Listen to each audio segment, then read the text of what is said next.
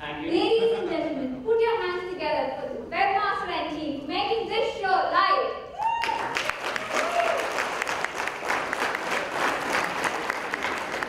www.d82.org/reverse2014. So now shall we start? Sure, please do. Education is a movement from darkness to light. Drinking is a moment from weak to strong.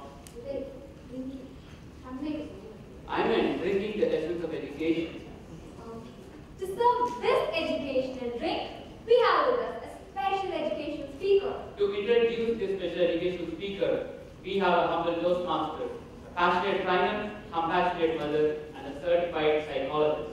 Her father was so fond of flowers that he named her after 2 flowers, Primrose Jasmine. Ladies and gentlemen, put your hands together for Toastmaster Primrose Jasmine.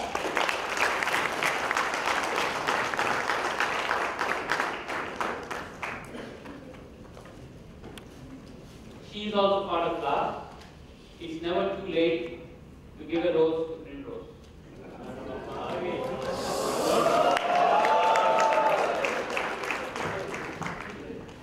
Thank you very much for that lovely introduction and the beautiful rose. Today, I feel honored to introduce Mrs. Patricia Narayan, Director, Sandeepa Chain of Restaurants. In the year 1980, she set up a kiosk in the Marina Beach. According to Patricia, Marina Beach is a business school, her MBA. Her first step of becoming an entrepreneur began in the lawns of Marina. Seeing her work in the beach, the slum clearance board offered her to run canteen at their office. Later, she received an offer to run a canteen at the Bank of Madura.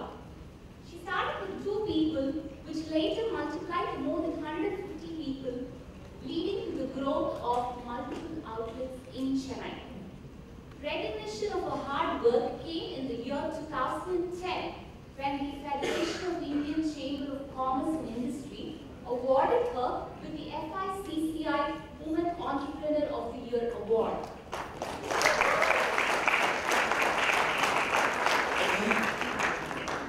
Believe in yourself and the product you're making is the message to the upcoming entrepreneurs. This speaker's success story is hope to millions of women who are waiting to see light. Yes, today she's going to speak to us about light at the end of the tunnel. She's a symbol of hope. She's definitely a person who's beautiful, strong, her heart is filled with unlimited potential. She's God's pride, she's our pride too. Please join me in welcoming Mrs. Patricia Narayan, our educational speaker.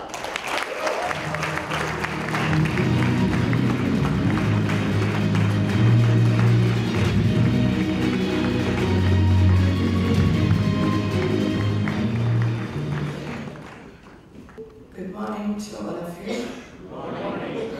I'm a little bit nervous. Let me thank the Toastmaster International for having me here today morning with all you lovely people. They said I'm going to give you an education speech. I don't know, you'll have to take lessons from my story which I'm going to share with you. Is that okay? Yes. Okay, thank you. Just give me a minute. So, how many women are here? Mostly women or very little? Because whatever I'm going to say will be mostly about women. But I think men also can get lessons from that, right? You won't take offense to what I'm going to talk. Right? Okay, here we go.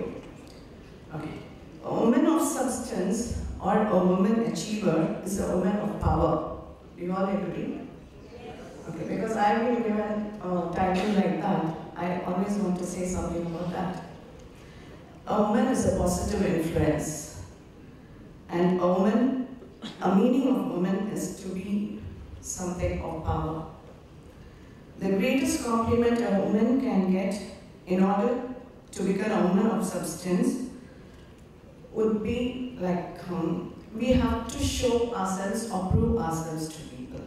And I would just suggest small tips from my experiences. what I would say is embrace your individuality and be happy the way we are.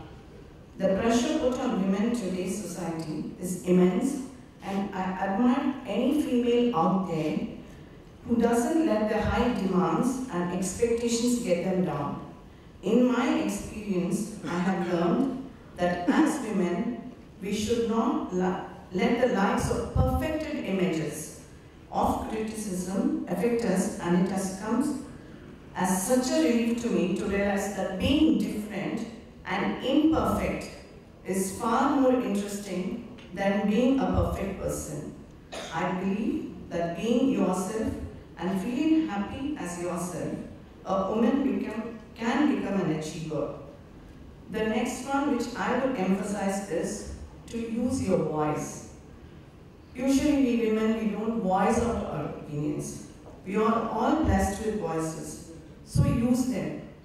I am a relatively quiet person and a woman of not many words. I will never indulge in any chit-chats. It's just who I am. However, on the other hand, when it comes to standing up for what I believe in or voicing my opinions on things, I never fail to make use of my voice, and neither shall you. Make use of what God has given us and say what you think, say what you believe in, and argue against what you don't. Find your dream in the life and pursue it. Follow your heart. Never give up, and you can do anything. We all have the ability to do whatever it is. We can follow our passion, and the dreams will come true. We just have to do it. And last but not the least, I would expect all of us to stick on to the morals and values which we've been taught often as children. When we grow up, we tend to forget the morals and values. We don't give importance to that. If we all stick on to the morals and values, we will be much better people than what we are today. So these are the small tips which I wanted to give to you. Now let's get back to my story. This is my personal story.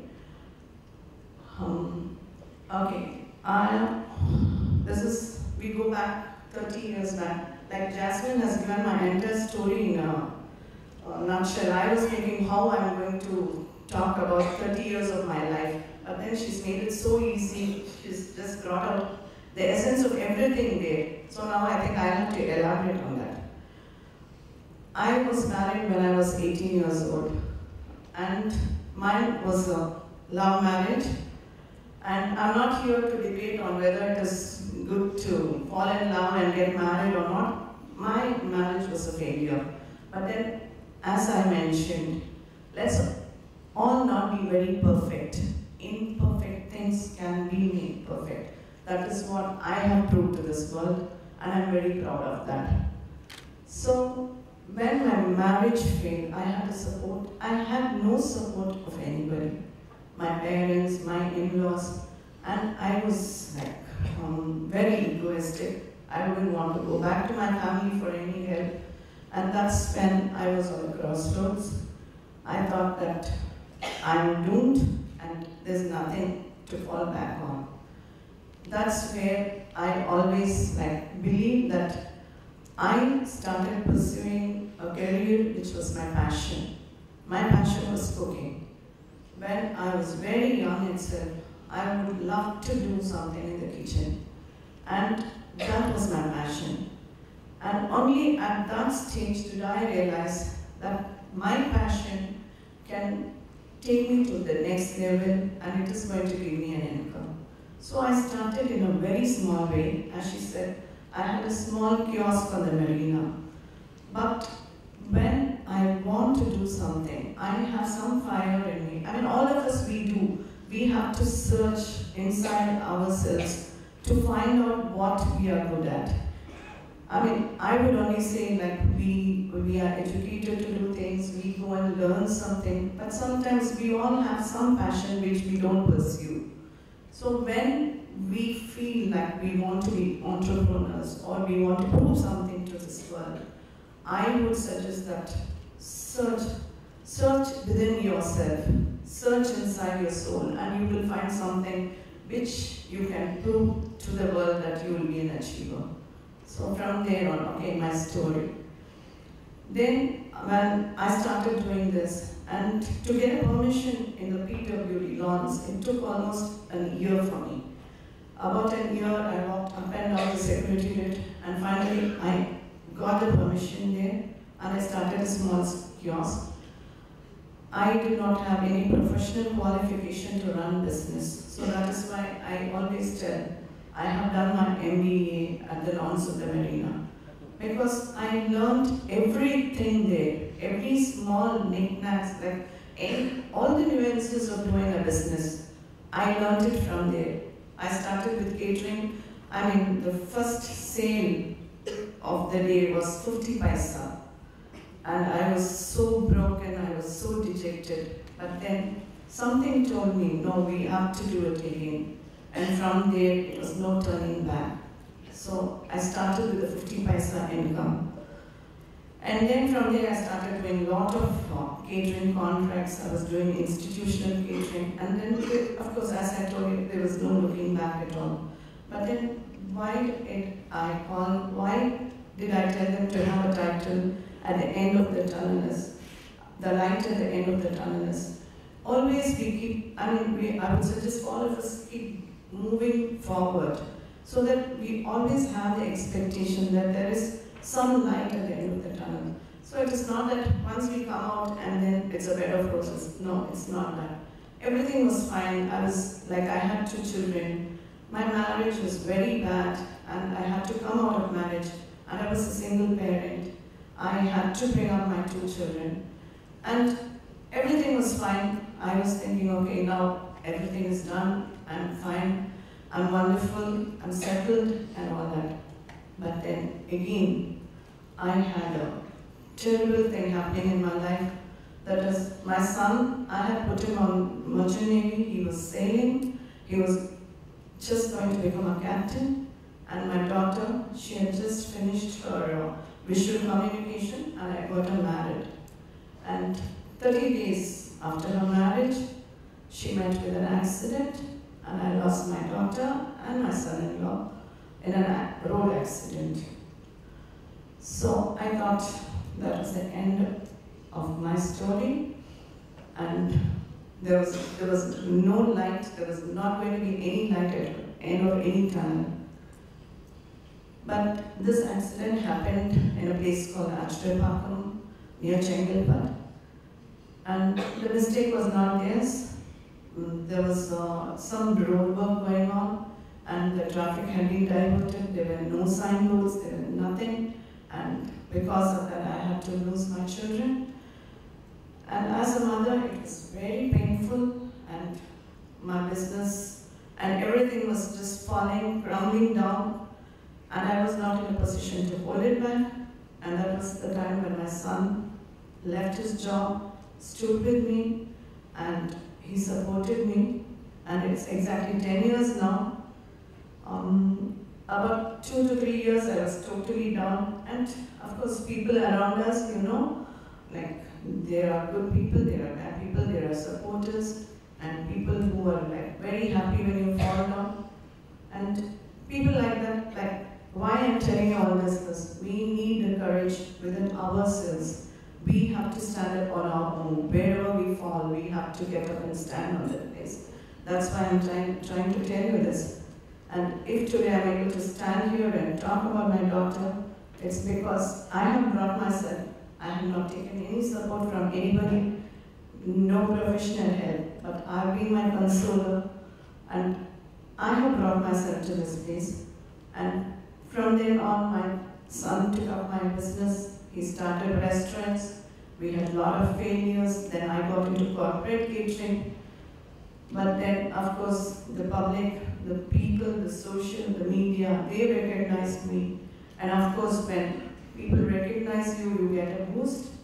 And then we are willing to come and share our experiences with upcoming entrepreneurs who I think can take small bits of my experience as lesson, and that is why I'm talking to you.